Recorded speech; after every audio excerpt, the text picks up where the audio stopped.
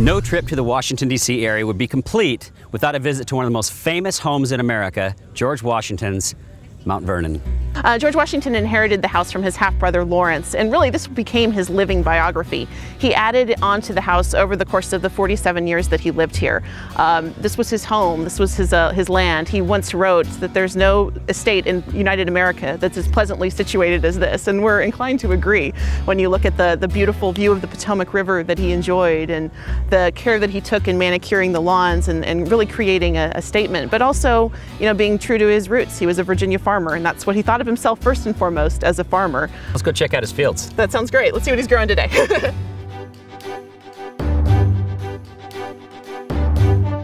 So what did he do with this thing? Well, this is his 16-sided treading barn. So it was a very revolutionary concept for the time. He recognized that he was growing wheat and he needed a way to separate the wheat from the chaff in an efficient way. He also had horses that needed exercise. So they determined that if you ran the horses along the barn, you could make their hooves would knock the wheat off the chaff.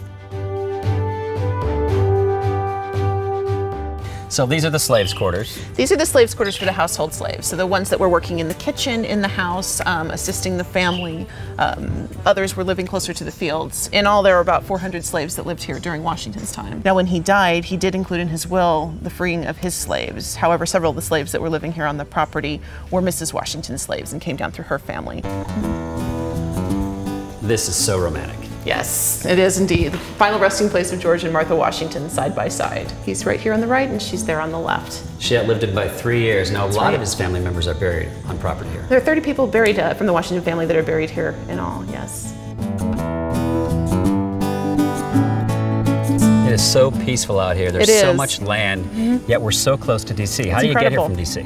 It's actually quite easy to get here. We're 16 miles down the George Washington Memorial Parkway, so from the Lincoln Memorial to Mount Vernon, it's about 16 miles. You can do what you did and arrive by boat, which is a wonderful way, and certainly a way that many of Washington's guests would have. I would choose the Spirit of Mount Vernon anytime. It's a great way to go. You sit back, relax, enjoy the water, enjoy the beautiful Potomac, great scenery, have a nice tour, head back to Washington, D.C.